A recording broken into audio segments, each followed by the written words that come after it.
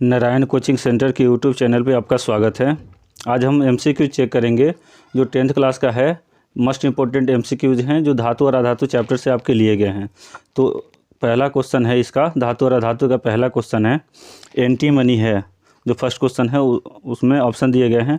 Question है anti money है। Option है ए धातु, बी अधातु, सी उपधातु या डी मिश्र धातु।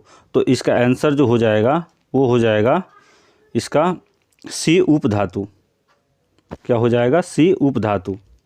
देखते हैं नेक्स्ट।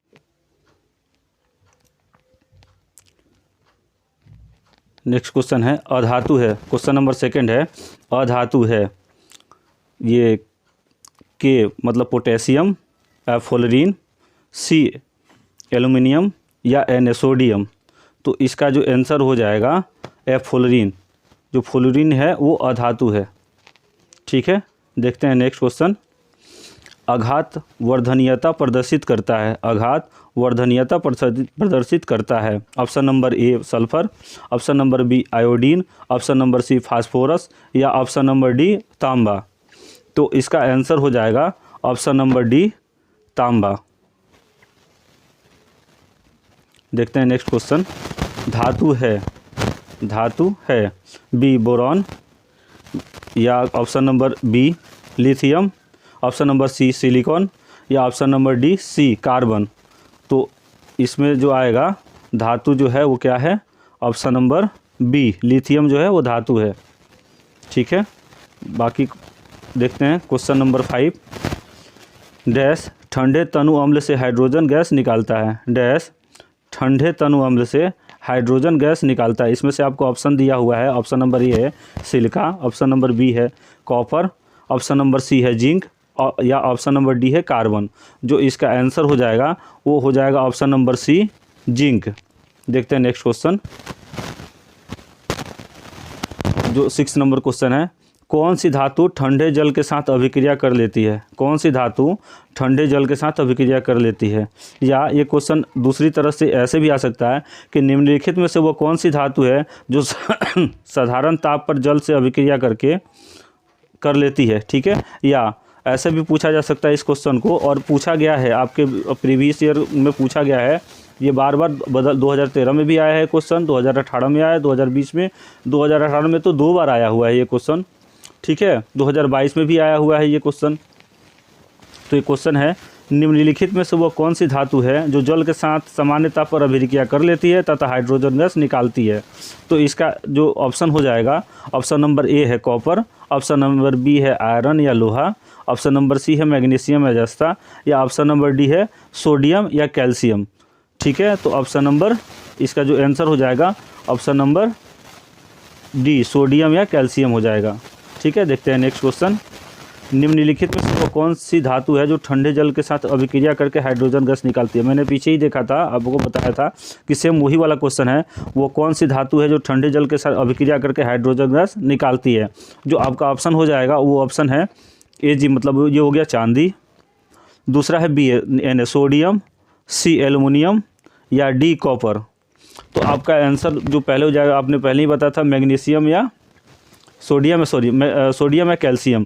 तो सोडियम का सूत्र जो होता है Na होता है। तो यहाँ पे भी आंसर हो गया आपका Na। ठीक है, देखते हैं नेक्स्ट क्वेश्चन।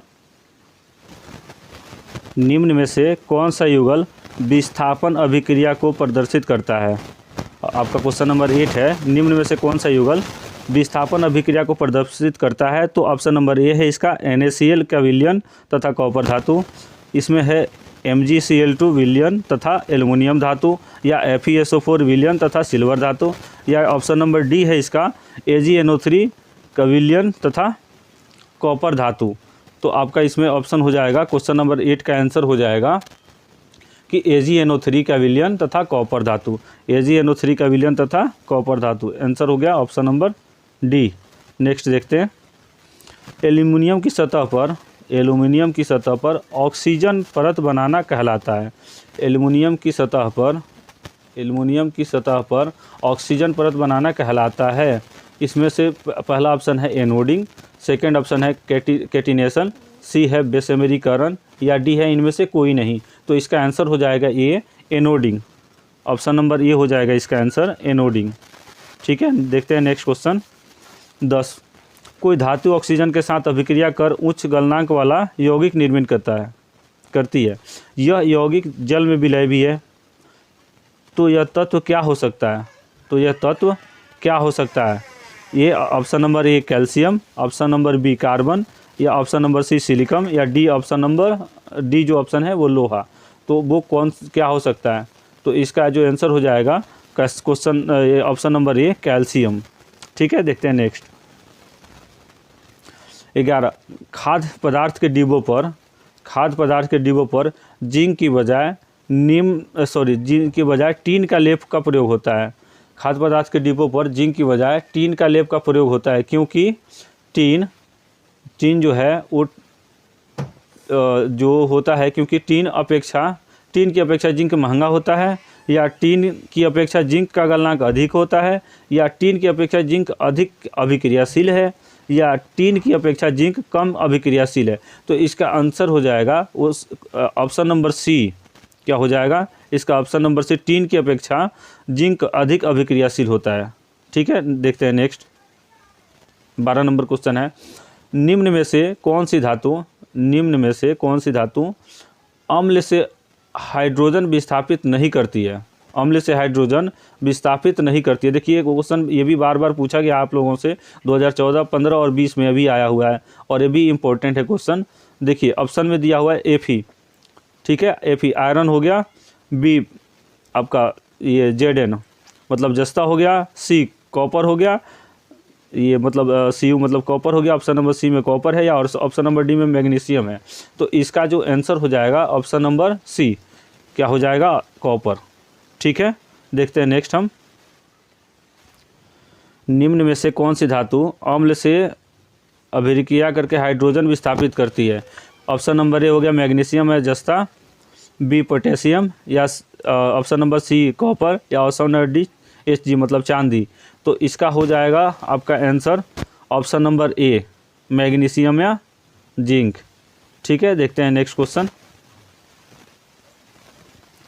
नंबर 14 है। जस्ता धातु हाइड्रोक्लोरिक अम्ल से अभिक्रिया करके कौन सी गैस निष्कासित करता है? जस्ता धातु हाइड्रोक्लोरिक अम्ल से क्रिया करके कौन सी गैस निष्कासित करता है? तो इसका ऑप्शन है हमारा ऑप्शन नंबर 14 में है ए ozone, B oxygen, C hydrogen, या डी नाइट्रोजन। तो इसका आंसर हो जाएगा ऑप्शन नंबर सी हाइड्रोजन। ठीक है, देखते हैं नेक्स्ट क्वेश्चन नंबर 15 है। ये देखिए रिपीट हो गया क्वेश्चन का नंबर जो है रिपीट हो गया है। ये क्वेश्चन नंबर 15 है।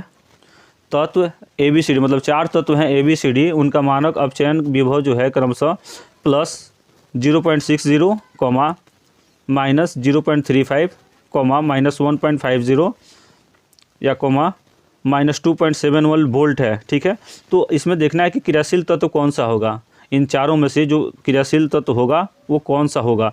तो इसका जो माइनस 2.71 वोल्ट है यही सबसे अभिक्रियाशील तत्व होगा। ठीक है, देखते हैं नेक्स्ट। फफोलेदार तांबे में कॉपर की प्रतिशतता कितनी है? प्रतिशत मात्रा कितनी है? फफोलेदार तांबे में कॉपर की प्रतिशत मात्रा कितनी है? तो इसका आंसर हो जाएगा, पहले हम ऑप्शन देख लेते हैं। ऑप्शन नंबर ए 98%, बी 2%, या ऑप्शन नंबर सी 70%, या ऑप्शन नंबर डी 30%। तो इसका जो आंसर हो जाएगा ऑप्शन नंबर ए 98% है। ठीक है, देखते हैं नेक्स्ट क्वेश्चन। फफोलेदार कॉपर है, क्या है? फफोलेदार कॉपर है। इसमें ऑप्शन दिया हुआ है, ऑप्शन नंबर ए में शुद्ध copper, option number B copper अयस्क, ऑप्शन नंबर सी कॉपर की मिश्र धातु, या ऑप्शन डी दिया हुआ है कॉपर जिसमें 2% की अशुद्धियाँ होती हैं। तो इसका जो आंसर हो जाएगा वो हो जाएगा ऑप्शन नंबर डी, जिस कॉपर में 2% की अशुद्धियाँ होती हैं। ठीक है, देखते हैं नेक्स्ट क्वेश्चन। मैट में मुख्यतः होता है option number A FeS, option number B Cu2S, option number C Cu2S तथा FeS, तथा या ऑप्शन नंबर डी में है Cu2S तथा Fe2S3। तो इसका आंसर हो जाएगा, इसका आंसर जो हो जाएगा मैट का जो आंसर हो जाएगा वो हो जाएगा सी, Cu2S तथा FeS। ठीक है, देखते हैं 19 नंबर क्वेश्चन देखते हैं। ताम्रग्लांस का रासायनिक सूत्र है, ताम्रग्लांस का रासायनिक सूत्र है। ठीक है, इसमें ऑप्शन नंबर ए में है Cu2S, ऑप्शन नंबर बी में है Cu2O, ऑप्शन नंबर सी में है CuFeS2 या डी ऑप्शन में है CuCO3। जो एस का आंसर हो जाएगा ऑप्शन नंबर ए, ऑप्शन नंबर ए हो जाएगा Cu2S। ठीक है, देखते हैं 20 नंबर क्वेश्चन। 20 नंबर क्वेश्चन देखते हैं। कॉपर पैराइट को वायु में गर्म करके सल्फर को दूर करने की क्रिया को क्या कहते हैं? कॉपर पैराइट को वायु में गर्म करके सल्फर को दूर करने की क्रिया को क्या कहते हैं? तो इसको कहते हैं ऑप्शन नंबर बी, भर्जन। ठीक है, देखते हैं नेक्स्ट क्वेश्चन। ऑप्शन नंबर 21, परावर्तनी भट्ठी का उपयोग होता है, परावर्तनी भट्ठी का उपयोग होता है ए प्रगलन में, बी निस्तापन में, सी बेसमेरीकरण में या डी अतिशीतलन में। तो इसका आंसर हो जाएगा ऑप्शन नंबर बी, निस्तापन में। ठीक है, देखते हैं नेक्स्ट क्वेश्चन 22, लोहे के फ्राइंग पैन को जंग से बचाने के लिए निम्न में से कौन सी विधि उपयुक्त है? तो देखा जाए तो ऑप्शन है ए ग्रीस लगाकर, बी पेंट लगाकर, सी जिंक की परत चढ़ाकर या ए सभी। तो इस क्वेश्चन का जो आंसर हो जाएगा वो हो जाएगा जिंक की परत चढ़ाकर, क्योंकि उसको बार बार फ्राइंग करने के लिए तो बार बार उसे गर्म होना पड़ता है, तो ग्रीस तो सूख जाएगा, पेंट भी गिरने लगेगा। तो जिंक की जो परत होती है यही चढ़ाया जाता है। ज़्यादातर खाना बनाने वाले बर्तनों में आप लोग देखे होंगे कि एक कलई किया हुआ रहता है इसका। ठीक है, देखते हैं। और अगर आपसे पूछा जाए नॉर्मल लोहे को जंग से बचाने के लिए क्या करते हैं, तो इनमें इसका आंसर सभी हो जाएगा। क्यों? ग्रीस लगाकर भी करते हैं, पेंट लगा के भी करते हैं या जिंक की परत चढ़ा के, तीनों हो जाएगा आंसर। अगर केवल लोहे को, नॉर्मल लोहे को कहा जाए तो फ्राइंग पैन इसमें लिखा है, इसको छोड़ के कहा जाए तब तत्काल इस क्वेश्चन का आंसर हो जाएगा जिंक की परत चढ़ाकर। ठीक है, देखते हैं नेक्स्ट क्वेश्चन। मुद्रा मिश्र धातु है। Cu का जो परसेंटेज होता है ऑप्शन नंबर ए में देखेंगे, Cu का 95%, Sn का 4% या P का 1%। दूसरे में देखेंगे Cu का 80% या जिंक का 20%, मतलब कॉपर का 80% या जिंक का 20%। ऑप्शन नंबर सी में है Cu का 88% या Sn का 12%। ऑप्शन नंबर डी में है Cu का 19%, 90%, Zn का हो गया 2% या Sn का हो गया 8%। तो इसका जो आंसर हो जाएगा मुद्रा का जो मिश्र धातु है उसका जो आंसर हो जाएगा ऑप्शन नंबर ए, Cu 95%, Sn 4% या P 1%। यही होता है मुद्रा जो मिश्र धातु इसमें प्रयोग होता है। ठीक है, देखते हैं नेक्स्ट क्वेश्चन। नेक्स्ट क्वेश्चन है 24, कैल्शियम फास्फेट का सूत्र है। कैल्शियम फास्फेट का सूत्र है, तो इसमें ऑप्शन दिया हुआ है ऑप्शन नंबर ए CaPO3 या बी CaPO4 या ऑप्शन नंबर सी है CaC3PO4 का होल 2। देखिए जो टाइपिंग एरर है, ये जैसे लिखा हुआ है CaPO, ये 3 यहाँ आएगा, ठीक है, और 2 भी यहीं आएगा। ये टाइपिंग एरर है जो टाइपिंग करने में मिस्टेक हुई है। ठीक है, तो इसका आंसर जो हो जाएगा वो आंसर होगा option number C. Option number C होगा CaC3PO4 का होल 2। ठीक है, ये होगा इसका आंसर। देखते हैं नेक्स्ट क्वेश्चन। क्वेश्चन नंबर 25 है पीतल। पीतल क्या है? पीतल है धातु है, अधातु है, उपधातु है या मिश्र धातु है। तो पीतल क्या है? पीतल मिश्र धातु है। ठीक है, देखते हैं नेक्स्ट क्वेश्चन। जर्मन सिल्वर में कौन सी धातु नहीं होती है? जर्मन सिल्वर में कौन सी धातु नहीं होती है? ऑप्शन नंबर ए है Cu, मतलब कॉपर नहीं होता है। ऑप्शन नंबर बी है Zn, मतलब जस्ता नहीं होता है। या ऑप्शन नंबर सी Ag, मतलब चांदी ही नहीं होती है। सिल्वर है, जर्मन सिल्वर है, इसमें चांदी ही नहीं होती है। या ऑप्शन नंबर डी एनाइन मतलब निकेल नहीं होता है। तो इसका आंसर जो हो जाएगा आंसर सी, जर्मन सिल्वर में चांदी ही नहीं होती है, एजी नहीं होता है। ठीक है, देखते हैं 27 नंबर, निम्न में से कौन सी धातु ऊष्मा की कुचालक है? निम्न में से कौन सी धातु ऊष्मा की कुचालक है? देखिए ऊष्मा के कुचालक में देखते हैं धातु है और ऊष्मा के कुचालक, ज़्यादातर धातुएं ऊष्मा के सुचालक होती हैं। ठीक है, और इसमें पूछा जाए कि ऊष्मा के कुचालक है। ऑप्शन नंबर ए पारा, ऑप्शन नंबर बी आपका सोडियम, ऑप्शन नंबर सी सीसा, या ऑप्शन नंबर डी लोहा। देखिए पारा ऐसा धातु है, पारा धातु है, वो ऊष्मा का सुचालक भी है प्लस ये लिक्विड फॉर्म में रहता है। ठीक है, आपसे पूछा जा सकता है या कितने भी कंपटीशनों में ये चीज़ पूछा जाता है कि ऐसे धातु का नाम बताइए जो लिक्विड फॉर्म में रहता है। ठीक है, तो वो आपका लिक्विड मतलब द्रव की अवस्था में रहता है, तो है पारा। ठीक है, जैसे नॉर्मल आपके फीवर वगैरह जांच करने के काम में आजकल देखते होंगे जो लिक्विड जिससे मापा जाता है, जो आपके जो इंस्ट्रूमेंट होता है उसके अंदर जो लिक्विड होती है उसी को पारा कहते हैं। ठीक है, वो पारा से ही भरा जाता है, तो वही पारा वो धातु है। ठीक है, ना कि द्रव लिक्विड है, वो पारा मतलब आपका धातु है। ठीक है, इसका आंसर, रुकिए एक मिनट, इसका आंसर हम बता देते हैं आपको। तो इसका आंसर हो जाएगा सीसा। ठीक है, सीसा ये आपका धातु भी है लेकिन ऊष्मा का कुचालक है। पारा से आपका करंट जा सकता है, सुचालक है। सोडियम नमक का घोल होता है, उससे भी मतलब आपका ये भी सोडियम भी सुचालक है, लोहा भी सुचालक हो तो आपको पता ही है, लेकिन सीसा ये ऊष्मा का कुचालक है। ठीक है, यही आंसर हो जाएगा आपका। देखते हैं नेक्स्ट क्वेश्चन। नेक्स्ट क्वेश्चन आपका हो गया 28। ठीक है, 28 देखते हैं। अमलगम होते हैं, अमलगम होते हैं, इसमें ऑप्शन नंबर ए है उपधातु, ऑप्शन नंबर बी है मिश्र धातु, ऑप्शन नंबर सी है यौगिक, या ऑप्शन नंबर डी है बिस्मांगी मिश्रण। तो अमलगम जो होता है हमेशा वो बिस्मांगी मिश्रण होता है। ठीक है, देखते हैं नेक्स्ट क्वेश्चन। निम्नलिखित युग्म में से कौन सा युग्म प्रतिस्थापनीय अभिक्रिया देता है? निम्नलिखित में से कौन सा युग्म प्रतिस्थापनीय अभिक्रिया देता है? ये पहला दे दिया है सोडियम क्लोराइड विलयन तथा कॉपर धातु, बी है मैग्नीशियम क्लोराइड विलयन एवं एल्युमिनियम धातु, सी है फेरस सल्फेट विलयन तथा सिल्वर धातु, या सिल्वर नाइट्रेट विलयन एवं कॉपर धातु। तो इसका आंसर हो जाएगा answer number D, silver nitrate विलयन तथा कॉपर धातु। ठीक है, देखते हैं नेक्स्ट क्वेश्चन। लेड नाइट्रेट का रासायनिक सूत्र है। लेड नाइट्रेट का रासायनिक सूत्र से याद आया, आप लोगों को ना 3-4 से रासायनिक सूत्र याद करके रखना है, क्योंकि पेपर में हमेशा पूछे जाते हैं वो। जैसे हो गया विरंजक चूर्ण, हो गया आपका प्लास्टर ऑफ पेरिस, हो गया नमक का, हो गया चीनी का, हो गया।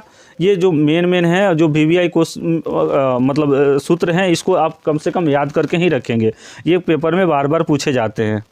ठीक है, तो तत्काल 30 नंबर क्वेश्चन का जो ऑप्शन है वो PbNO3 लेड नाइट्रेट का रासायनिक सूत्र है, तो ऑप्शन नंबर ए है PbNO3, सेकेंड है PbNO3 का होल 2, सी है PbNO2 का होल 2, या PbO।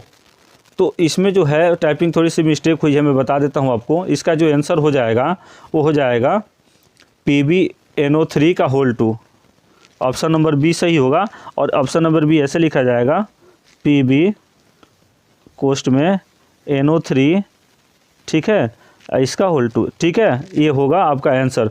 तो ऐसे ही हम इम्पोर्टेंट क्वेश्चन करेंगे जो आपके बोर्ड के परीक्षा या प्री बोर्ड की परीक्षा से इम्पोर्टेंट है, जो बार बार आपके पेपरों में पूछे गए क्वेश्चन हैं, और रिपीट होने के चांसेस समझिए कि 70 to 80% रिपीट होने के चांसेस ज़्यादा होते हैं। और इस चैनल पे हमेशा आप और सारे सब्जेक्ट जो आपके हिंदी, इंग्लिश, मैथ और SST, इन सारे सब्जेक्ट के क्वेश्चन और बराबर ही मतलब सीरीज आपको मिलती रहेंगी। तो इस चैनल को सब्सक्राइब कर लीजिए और देखते रहिए नारायण कोचिंग सेंटर का ऑफिशियल यूट्यूब चैनल। धन्यवाद।